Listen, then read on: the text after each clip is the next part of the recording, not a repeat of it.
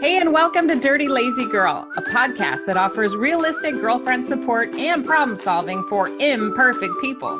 You don't have to be perfect to be successful. Every week, we'll give you unconventional, dirty, or lazy problem-solving strategies. Let's get started.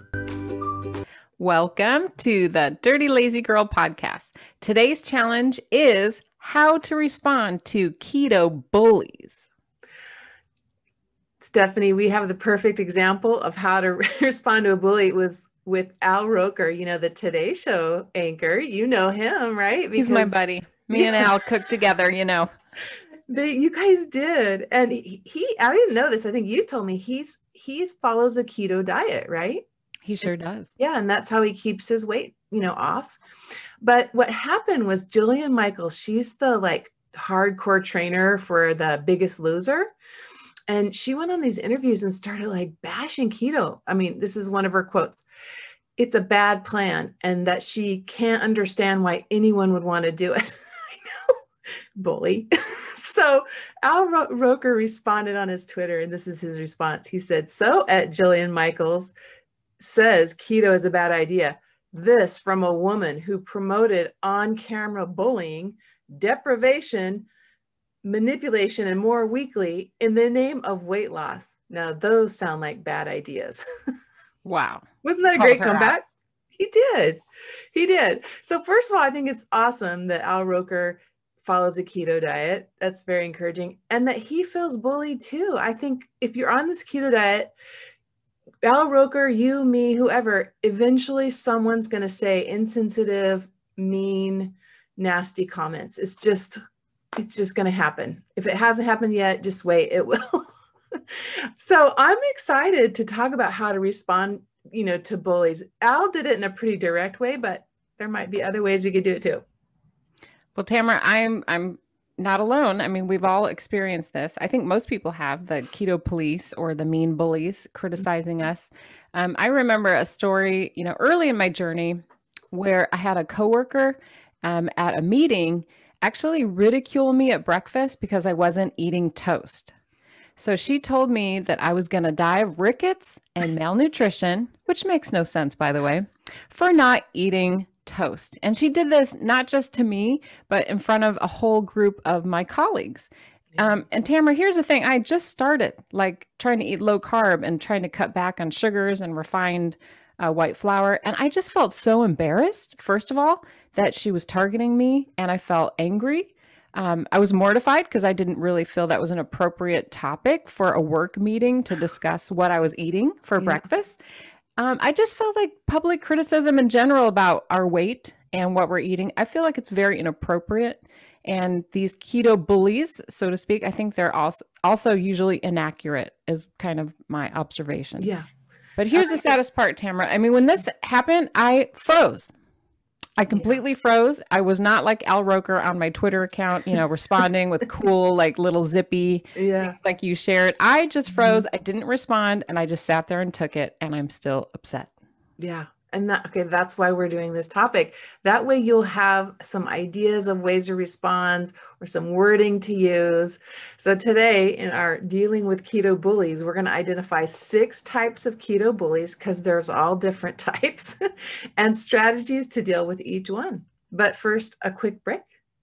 Well, Tamara, next time I may not be eating breakfast with my coworkers because I'm going to pack my own alarm clock cereal. This is a recipe that I love to have when I'm traveling, and you can make it in a hotel room. It's that simple. It's 2 grams of net carbs per serving, and I include the recipe in the Dirty Lazy Keto No Time to Cook cookbook with 100 recipes that are all low carb. You can make in 30 minutes or less, even in a hotel room. So take that, coworker of mine with the toast. She can go eat her toast. She can go eat her toast by herself. That's right. All right, Semi. So let's get started with our 6 types of bullies and strategies to stop them. And we're starting with what I think is probably the most common is the cyber bully. They're everywhere. They're in every social media space. We're both administrators for your website, and they're everywhere. Every 5 minutes, there's another one on there that we have to, deal with. Yeah. And I think the reason they're so common? Is it because they're anonymous? So they can be a bully, right? So what do we do with cyber bullies? Well, it's interesting you said that because some people might be thinking, well, how do you know what a cyber bully is? And I just wanted to point out to everybody, this is how I find them. They're these people that tend to write posts on social media, and they usually start with these 3 words. That's not keto, right? Yes. That's not keto. And then the other thing they love to do is like point the finger and point out when you make a mistake. That's not 2 net carbs. That's 3. Yeah. Or that has sugar in it. Or that has that's not keto. It's like, don't you just want to like flick them out of the group? Yes. Yes. And we do. And we do. Bye-bye to you. Keto, please. I don't know if they think they're doing you a favor or if it's just their own, like, I got to feel good about myself because I struggle too. I don't know what it is, but they're everywhere on there, like constantly. And we have to constantly say on the website, this is dirty, lazy keto. It's flexible. People can tailor it to their needs. Yeah. There's a young lady who just got like a bouquet of fruit from her mom at one of those edible arrangements. Yeah. She would ask the group, like she was new, and she's like, do I eat the fruit? What do I do? You know, and people had a variety of things to say, like, oh, eat the berries, or oh, maybe just have a bite or 2. And other people freaked out. Oh my God, throw it away. Seriously. So there's a variety of responses, and I think they're all okay, don't you? Yes. I think just as long, where it crosses into bullying is when you say you can't, or that's not acceptable. It's, the helpful ones are like, well, this works for me. And that doesn't work for me if I eat too much fruit or whatever. That's a much more acknowledgement that everybody's different. We all have different needs. I love the way you put that. Yeah. Like just, because she was looking for advice. There's nothing wrong with giving advice, but advice doesn't mean shaming someone. There it is. Yeah. Yeah. It's that shaming and that like, you're so stupid, like mentality that you can read between the lines. Because that's what some people, the bullies that we're talking about, that's where it crosses, like you said, from the line from being helpful and informative and supportive to being mean, shameful, and just being an ass. Exactly. Let's be real. Yeah. And our group is pretty good about identifying people like that. But remind people how to report folks that are. So how do you deal with that? Let's remind everybody, because I know we say this all the time, but it doesn't hurt to give it one more time. It doesn't have to be someone attacking you. You can see cyberbullying attacking someone else and just wanting to step in and do the right thing.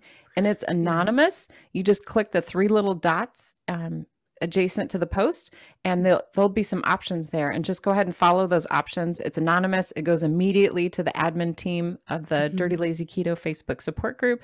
And our team is serious. We are on it, and we review the offender or the offending post, and then we take action.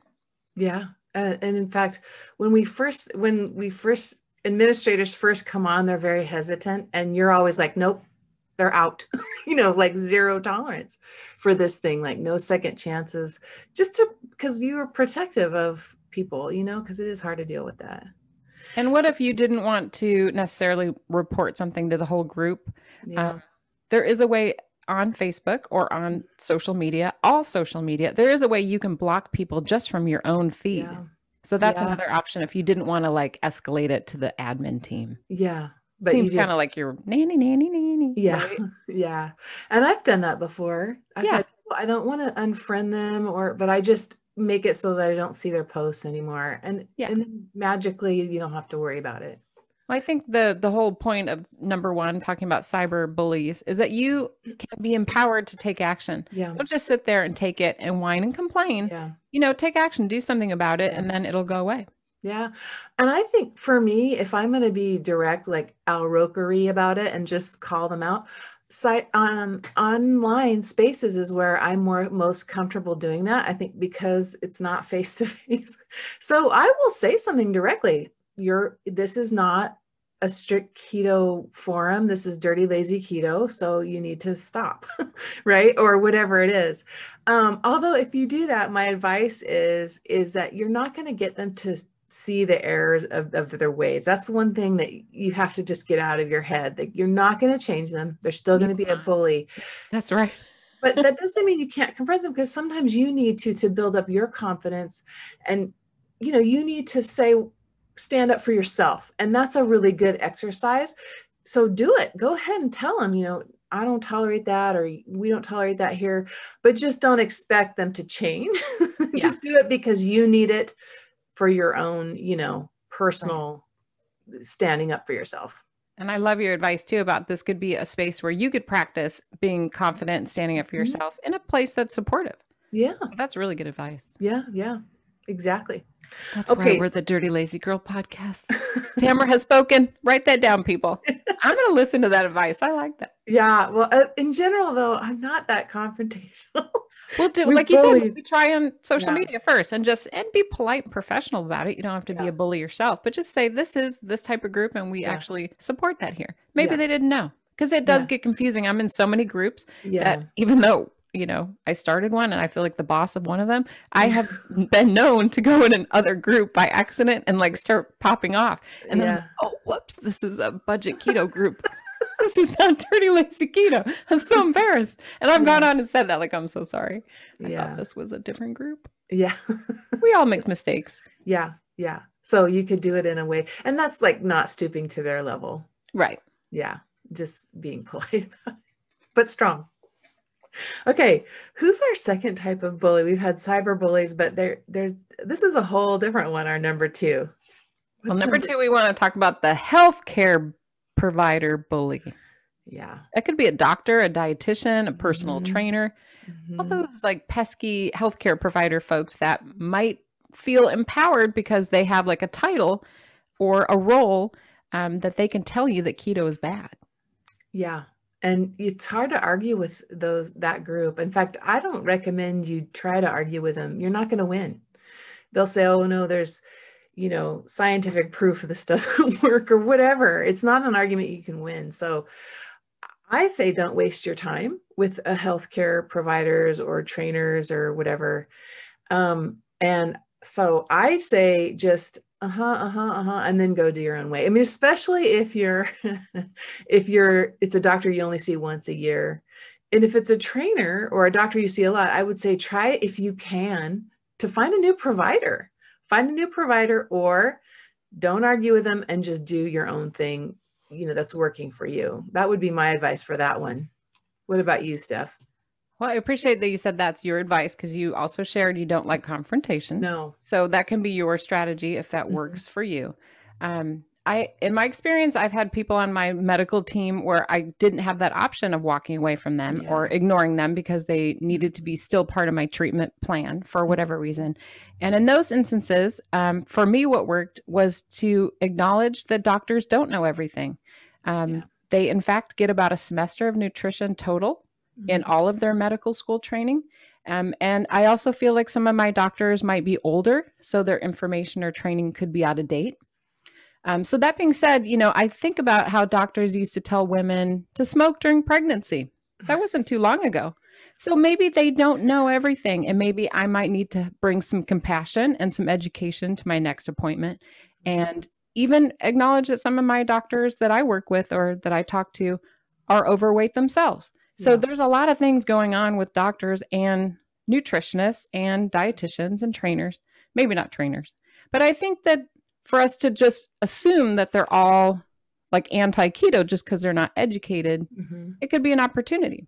Yeah. And you can tell them like what it's done for you already, saying, well, you know, I've had these really great results, and, you know, look how it's working for me. I mean, that's a great strategy. I remember for like a year of my life, I was a vegan. And the doctor, it was like an old school doctor, right away was like, that's a terrible diet. You shouldn't be a vegan. You're not getting enough protein. It's the typical, you know, if it's not a diet I'm familiar with, I'm gonna, and what I told him, my response to him was, since I've been vegan, I've eaten more fruits and vegetables than in my entire life. And I'm eat less junk food than I've ever eaten my entire life. And I don't see how that's a negative thing. I really don't. Any minor, you know, protein issues can easily be fixed. I'm like, why would I go back to eating, you know, candy bars. Like, seriously. So that was how I dealt with that one. Yeah, I love how you actually provided specific examples about your own health, because for me, that's what I have found to be very helpful. Because I tend to see doctors, if I was to just focus on the doctor part, I see doctors more comfortable with data, and they make a lot of evidence-based medicine decisions when they see statistics and they see lab results and blood work. And so when I go over my A1Cs, my triglyceride levels, my BMI, my blood pressure, how I've eliminated medications. And when I go over all of those things and then say, and I lost 140 pounds, they're like, God damn. Like, usually they're like, oh, well, let's talk a little bit more about this. You know, obviously something is working there. And just because they hear a word they're not familiar with doesn't mean it's wrong or right. I think it just is an opportunity. Yeah. And it's so hard to argue with facts, with lab results. Like, how do you argue with can that? you see the triglycerides? Like, I've dropped over 100 points. Like, look at my blood pressure. Are you kidding me? Like you said about eating a candy bar. Should I go back to eating candy bars just because you're not comfortable with my protein levels and my vegan diet? Like, come on. Like, let's not be so quick to judgment and have that knee-jerk reaction. Yeah. And they're in hard, for me, a hard one to deal with, because I think I was taught to respect doctors and, you know, they're the experts. But they aren't. Not always. Not always. No. And it's okay. I mean, yes, you can shop for doctors or find someone who's maybe more open-minded. But at the same time, you know, educating your doctor, bringing in like your Dirty Lazy Keto Get Started book, show them how many vegetables you're eating a day. And you mentioned fruit too. Like, show them what you're actually eating. And especially if you have diabetes or you're struggling with medication, let them know what you're actually eating before writing them off as somebody who might not be on your team. Yeah. And that's one of my complaints about doctors in general, is they don't ask what you're eating. I mean, you know. Yeah, that's a good question. Yeah. I'm like, well, how I'm exercising or all those things. So I guess it's up to us to kind of put that on the conversation, because they're not trained to do that. Yeah, they're busy. Yeah. Yeah. So that's a tough one. We could go back around just about that. I'm like, I could talk about that one all day. All right. So our third one is, we're calling stranger danger. Ooh, stranger danger.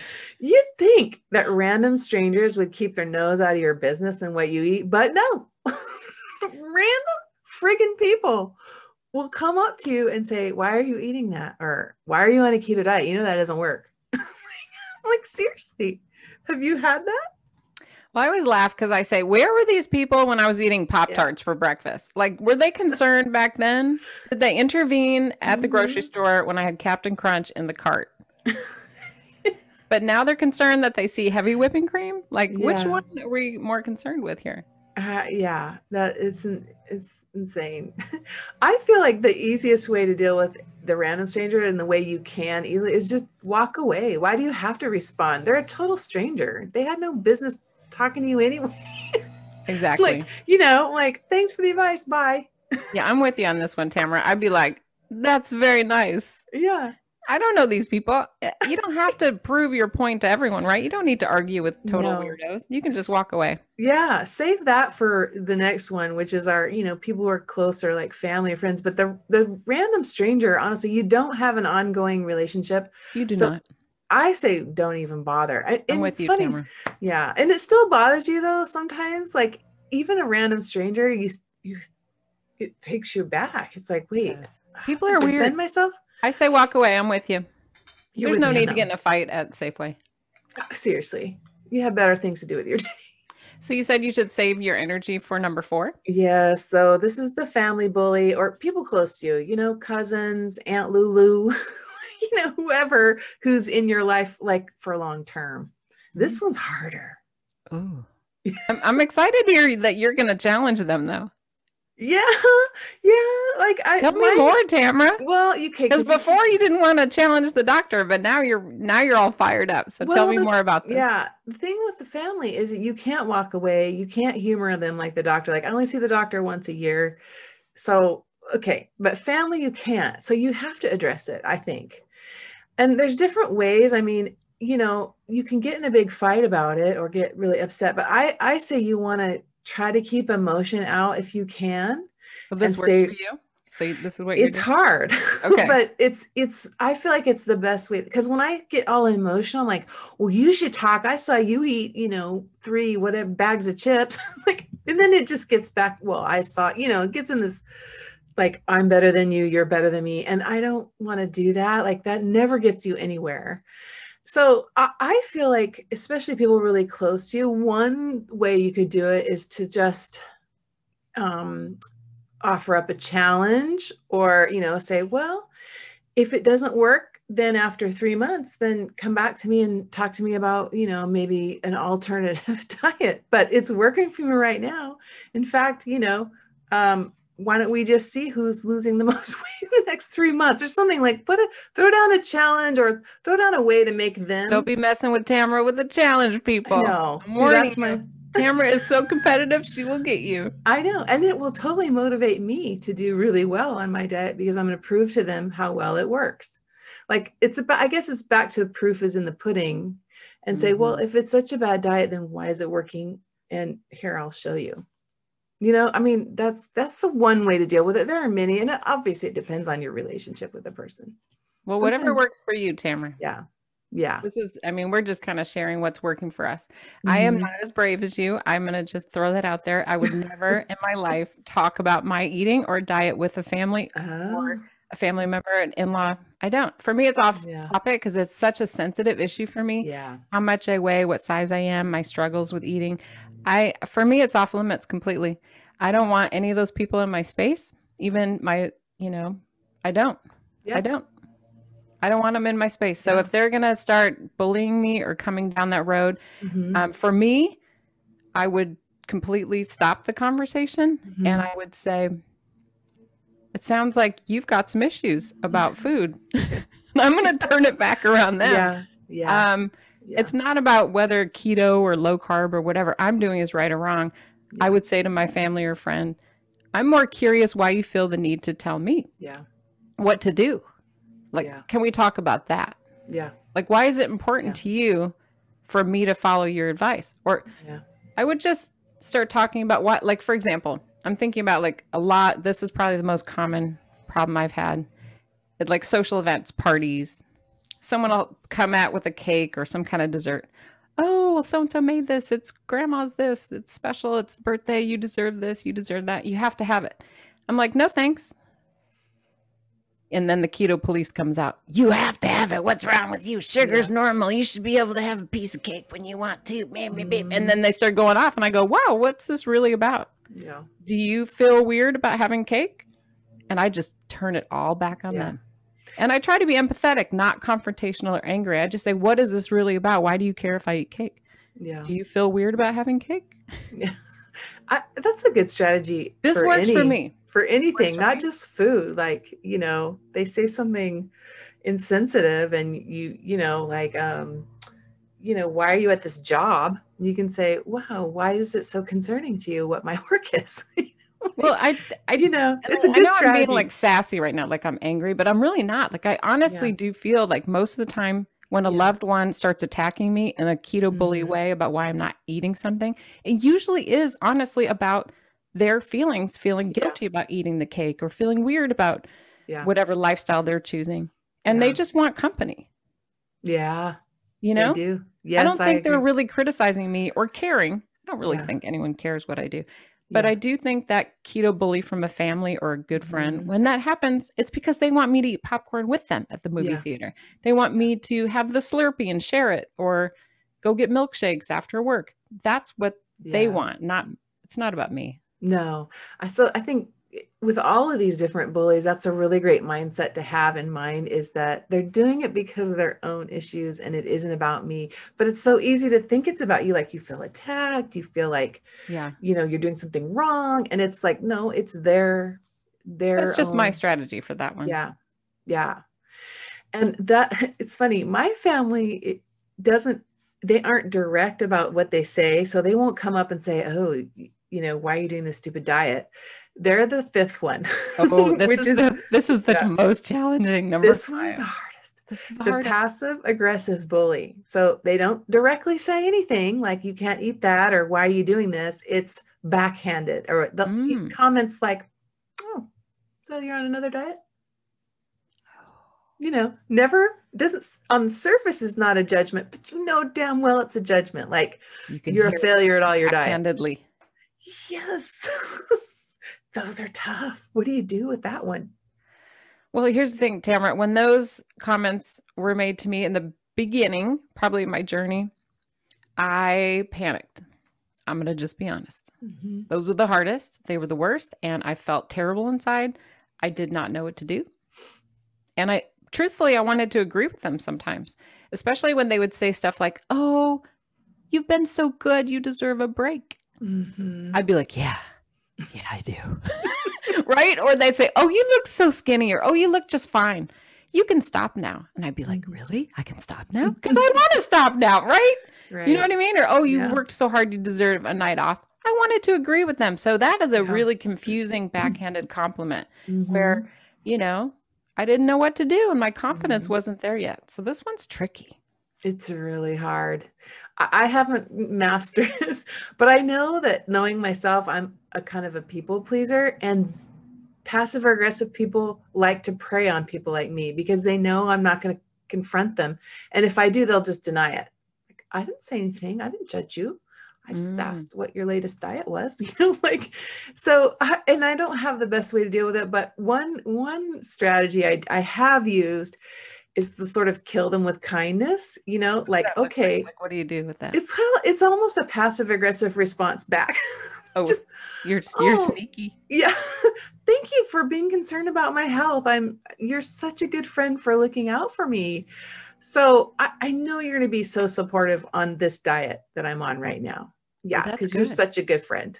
Now, are you being honest or like sassy when you say that? I'm being passive aggressive, actually, right back.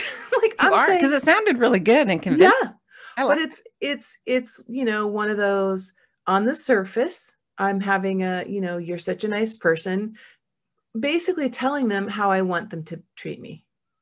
Right. Yeah. Without saying it. Like, and I could say, you know what, that's not the nicest way. Why don't you be supportive? I could say that. I could never say that. It's hard. No, with my personality. No, I could never, ever do that. To the doctor, though, I could, right? You heard how confident I was with the doctor, but not with the family friend. I could never just say, you're being passive aggressive. I don't like it. Stop it.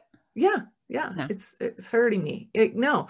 So I do a strategy that on the surface looks really nice as well, because I'm a people pleaser. So I want to come across as nice, but the niceness will communicate a subtle message, which is, you know, support me, please. Quit being negative. But I'm doing it in a very clouded way. And again, this isn't the best strategy for everyone or every situation. Sometimes people force you to just draw a boundary and say, stop. That's true. And then others you can do with a more subtle way, and they get it and they stop. Well, I do want to point out with this passive aggressive category, I do want to point out that it's not all, mean intended people. Right. I think that in my experience anyway, not everyone was out to like sabotage me or be critical. Because like, I want to point out, this is kind of sad maybe, but like my children were very confused when I was changing my lifestyle. And they might have been passive aggressive and trying to get me to have a cookie or buy ice cream. But they just honestly didn't know how to help me. So they would say, Mommy, you look pretty. Mommy, you're just fine. Or even my husband said, honey, you look great. You know, you're exercising and you look fine. You know, maybe they wanted me to buy Chips Ahoy because they wanted it. But at the same time, I just don't think they knew how to help me. So their comments were a little bit convoluted. So I had to learn to speak up for myself. Like you said, draw a line, a boundary, and say, I feel like maybe you don't know how to help me. So this is how. Yeah. You can, when I say no to ice cream and you guys are having ice cream, that's okay. And Mommy might go for a walk. Yeah. And that's okay too. I need you to support me. And they'd be like, oh, okay. Yeah. She's not mad because we're all getting ice cream and she decided to go for a walk around the block. Yeah. So I just had to like explain it to them. Yeah. Like tell them that this is making me feel good and making me feel healthy. Yeah. So that's why I'm doing it. Yeah, you're right. And to go to the extra step to explain it is important with your kids or your spouse or the people really, really close to you. Yeah, I agree. It's not always ill intention. And even the ones that are, like I have a family member does these subtle zingers, you know, like, but if I really think about it, it's because that person is struggling themselves. That's right. I know, it makes me want to cry when you say that.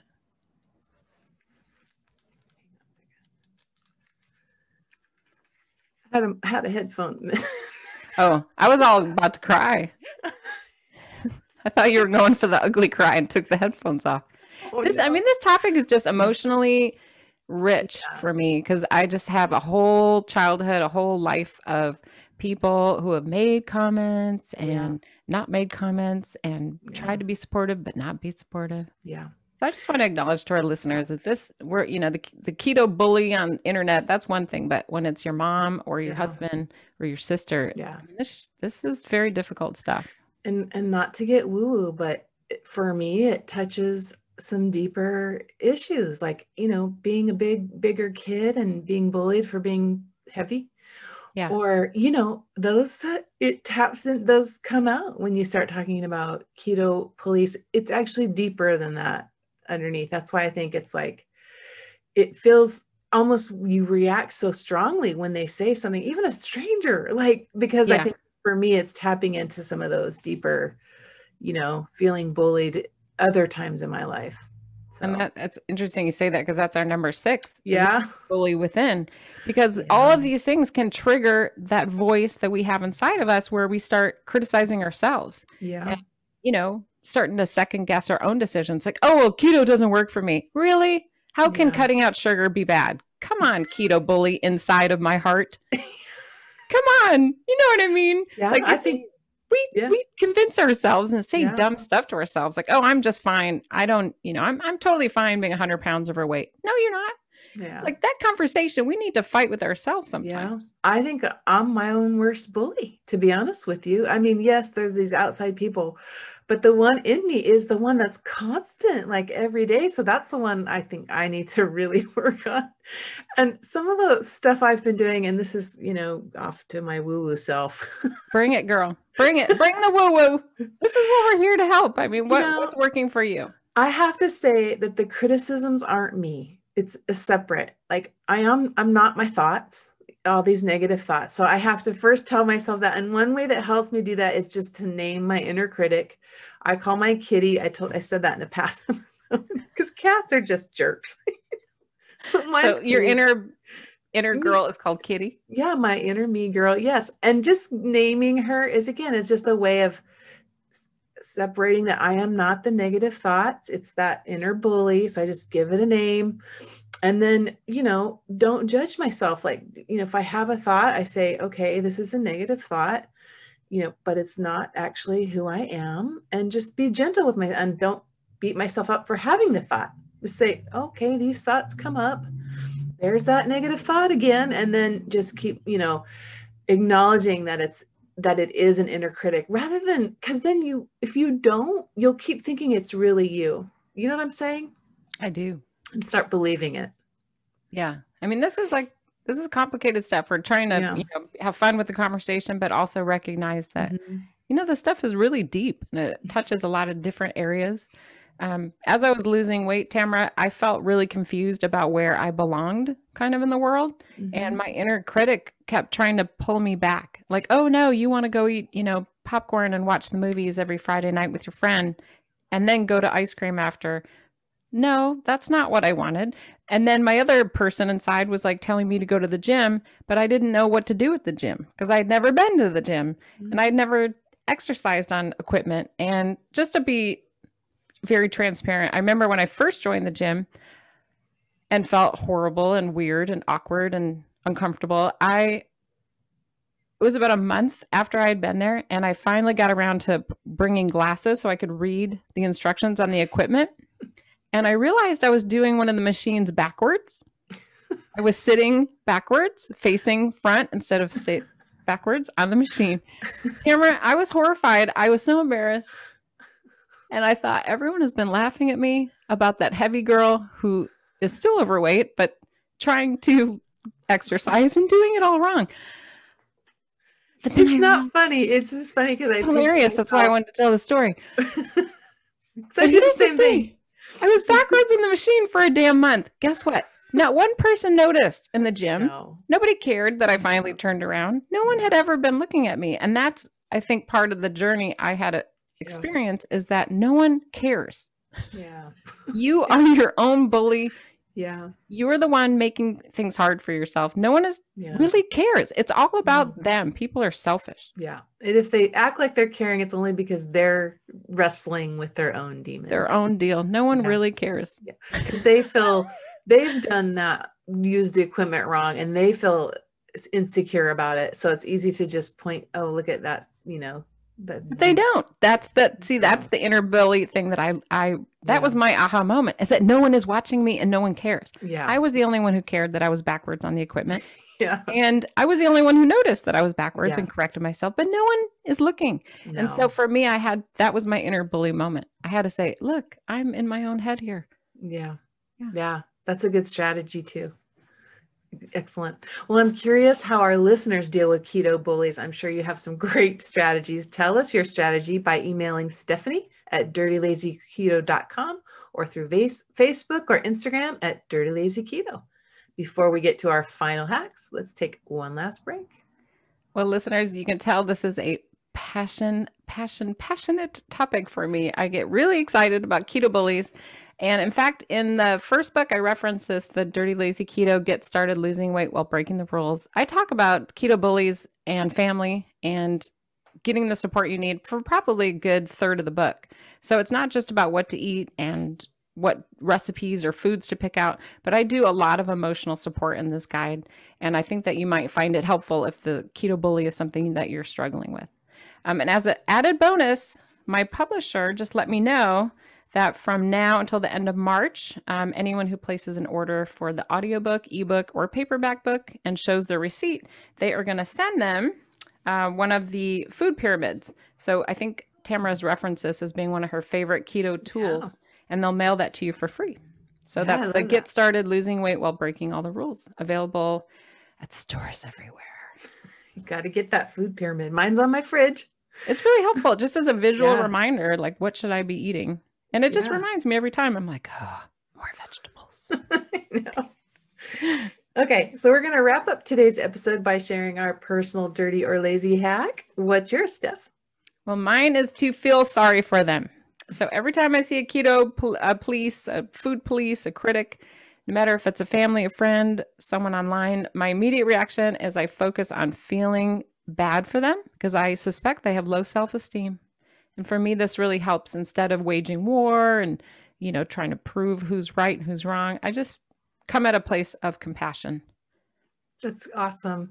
My hack is similar in that it's about changing your mentality about it, right? About, like, for you, it's looking at them with compassion. For me, I would say use it as a moment for motivation. So if they're saying it doesn't work, it's a terrible diet, turn inward and go, I'm going to show them, this is a great diet. It's really working. And so I would say just take a negative and turn it into a way to motivate yourself to, stick closer to the diet and really embrace the diet. Well, the big message that we want you to take home today is that, you know what, you really don't have anything to prove. This is about you and your health. The onus is not on you to evangelize your way of eating to the entire world, even at the grocery store. Bullies often are just trying to get a rise out of you. They want to argue. That's what they do. So it's up to you if you want to get sucked into those debates, but really the power is in your hands.